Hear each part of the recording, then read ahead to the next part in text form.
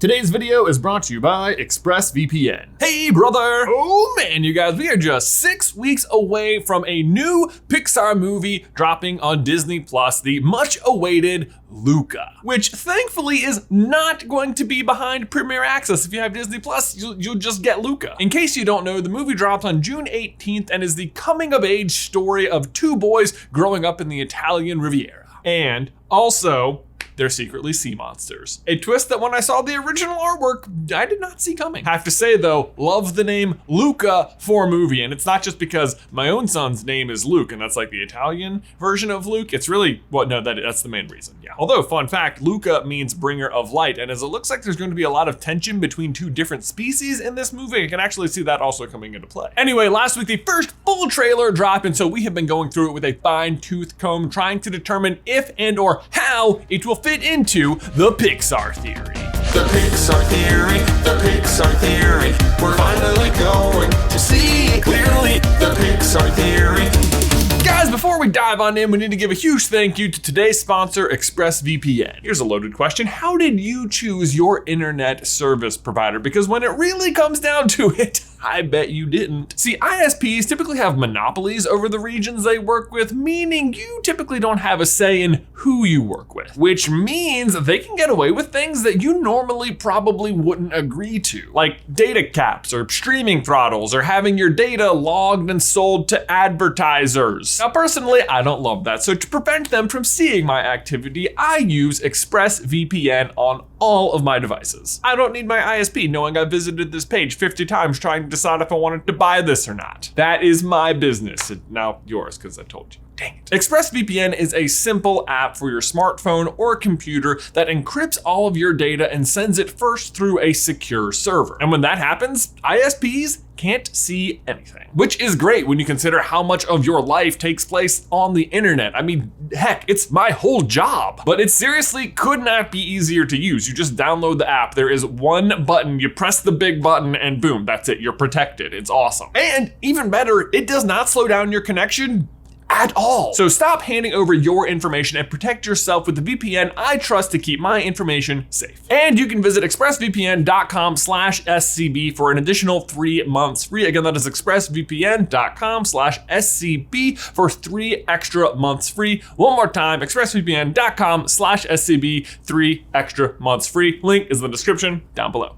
Okay, so if you are somehow unfamiliar with the Pixar Theory, it is the idea that every single Pixar movie takes place in one universe and is part of a giant timeline and is telling one huge story. Now, I will admit, at times, the Pixar Theory does require a few leaps of faith. But in the end, I think it always works itself out. But one of the reasons I'm so excited about Luca is that I think it's finally going to work out one of the greater leaps within the Pixar Theory, which is the transition from humans to monsters. So as the Pixar Theory stands at the moment, here's how things shake out in that department. By and large, the giant mega corporation from WALL-E basically rises up and takes over the entire planet with artificial intelligence and pollutes it to the point where humans literally have to leave on giant space cruise ships. And whilst the humans are away, the WALL-Es clean up the planet for 700 years until it is clean enough to sustain life again, and the humans can at last return. And of course, by life, I mean literally one plant growing inside of an old refrigerator somehow. Like, it's not even getting sunlight. And if I've learned anything from Luca, it's you need to stare into the sun. Of course, I say the humans return, but really it's just the one Axiom ship. We know at least one other cruise ship crash lands on another planet and affects it with technology and it replaces all of their magic, but that's kind of gonna let me off track. So right now, we're just gonna move on. Word. Because the shape of the mountain is an axiom tail. Look at it. But anyway, back in WALL-E and back on Earth, we see the end credits roll and everything looks hinky-dory. The pizza plants are in full bloom. But we know things are not as perfect as they seem, at least according to the Pixar Theory, because what happens next is that even though the Earth is healthy enough to again grow plants, it is still heavily polluted. And over time, this pollution affects the humans that did return in such a way that eventually they literally mutate into the monsters of Monsters, Inc. Not those specific monsters, like the first monsters, you know what I mean. But that right there, the transformation is I think where Luca is gonna start to fill in some of the blanks, because it's already a movie about monsters transforming back and forth between a human form and their natural form. Look, sometimes Pixar makes a movie and there's 2 moons in the sky and you're like, how's this gonna fit into the Pixar theory, until you realize that the mountain is an axiom tail. And then other times the Pixar theory already says that the humans are gonna turn into monsters, and they make a movie where monsters are turning into humans. Now, granted, we don't know all the rules or the ins and outs of this process yet, and I think we will only know that with time and after seeing the full movie. But in the meantime, in case you were unsure whether or not this movie fits into the Pixar-verse, don't worry, we already have proof of that. Luca will take place in the Italian Riviera in the seaside town of Porto Rosso. Meanwhile, over in Seoul, there's a travel agency, and oh goodness, look at that. You can book a trip to the scenic seaside town of Porto Rosso. No way! Are any of us even surprised? But wait, there's more. We also have this character who is the father of the human girl Julia that Luca and his friend will befriend. We underdogs have to look out for each other. Man, I just love this guy. He's like a combination of the crazy chef in The Little Mermaid and King Fergus from Brave, with his proclivity for killing anything that swims. But even more recognizably, he is also the father from the Pixar short La Luna, which if you haven't seen or haven't seen recently, I would totally recommend you go watch, because it is easily like a top 3 Pixar short. Lava and the Blue Umbrella, those are the other 2. But if you're not familiar, La Luna tells the story of how the moon changes phases in the most adorable and mustachioed way possible. I mean, it's one explanation. We all know it's actually because Jax unfolded his house poorly and then played a magic flute and summoned the moon down to him and then trapped part of the name of the moon in a box, and now she lives in the underthing. What? It's happening right here. Well, I say it's the dad from La Luna, but obviously it's a different character, because in La Luna he has a son and in Luca he has a daughter and no son. But for sure it is a nod to this character, because Luca and La Luna were both directed by Enrico Casarosa, who has a great name, I might add, Enrico Casarosa. Although, despite the son and daughter swap, it must be said that there is still a really epic shot of the moon in the Luca trailer, and at one point Luca looks like he's running on the rings of Saturn, so I don't know, maybe there will be more ladder-based space travel in Luca than I'm expecting. I mean, after all, I didn't expect the sea monsters to be a thing.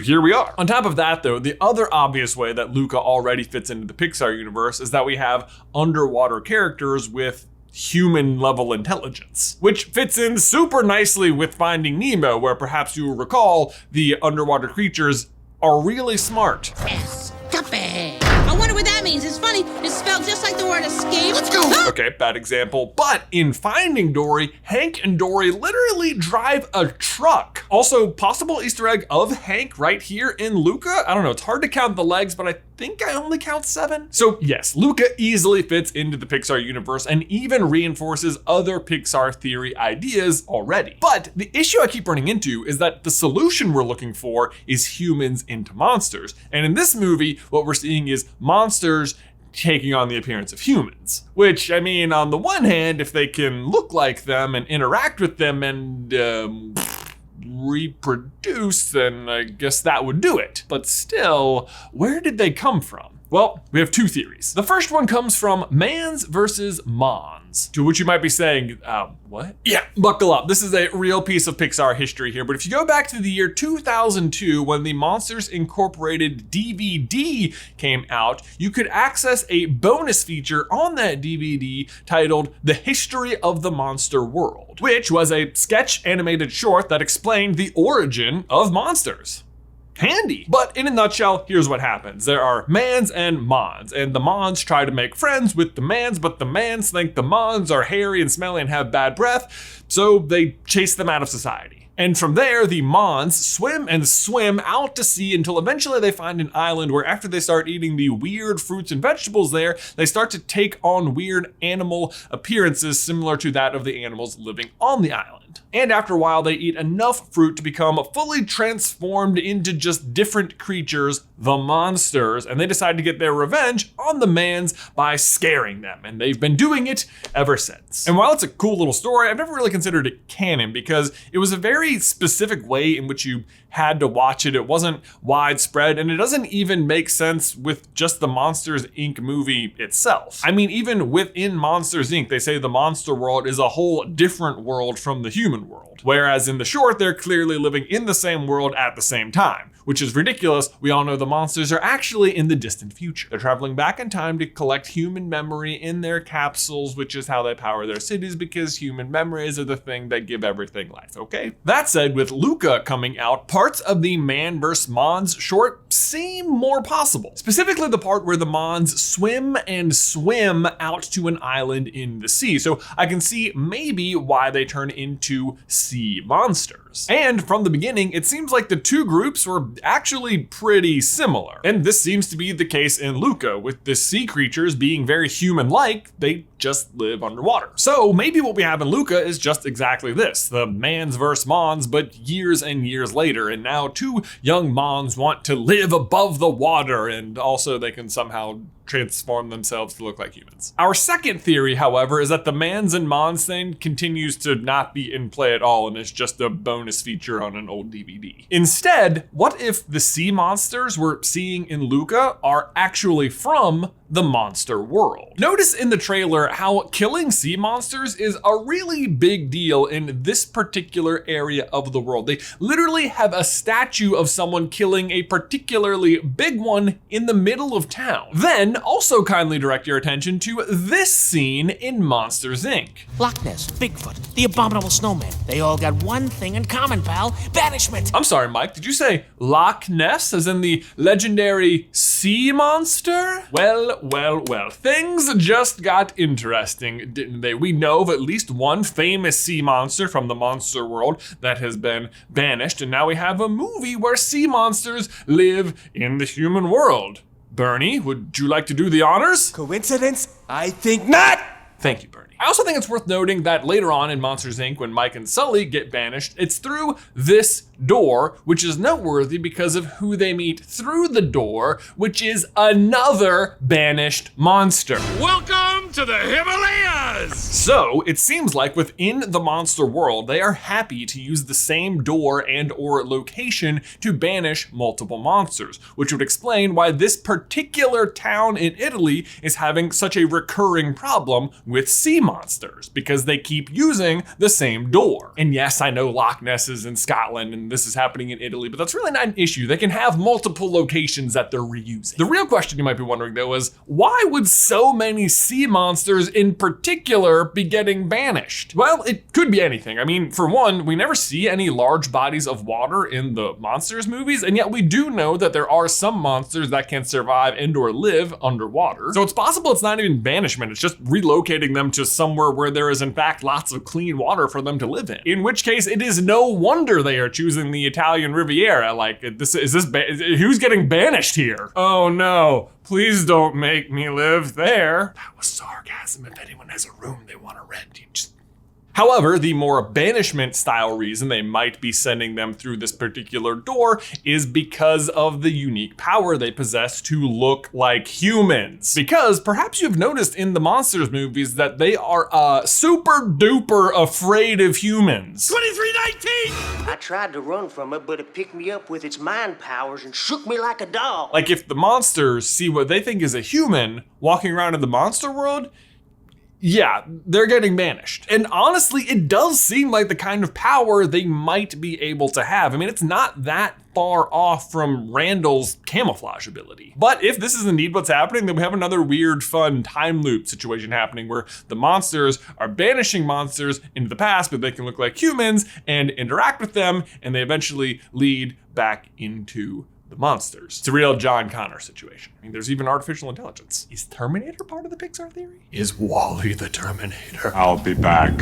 What about Eve? She's got that gun. But guys, only time will tell if this is indeed what is happening and if this is in fact how Luca fits into the Pixar theory. Besides how it's going to fit in though, I'm just excited for this movie in general because it looks like a good old-fashioned buddy comedy Pixar movie, which I'm sure is gonna make me cry because they all do anymore. It's okay. They're happy tears. But what do you guys think? Are the sea monsters in Luca banished from the monster world? Let me know all of your thoughts in the towel section down below. You guys, thanks as always for watching today's video. Don't forget to leave a like on it if you haven't already, and subscribe so you don't miss any future Pixar Theory action from us. If you want to see how Onward fits into the Pixar Theory, you can check out this video right here. Or if you'd like to hear the Pixar Theory song, you can check out this video right here. But Ben, until next time, I will see you in another life, brother.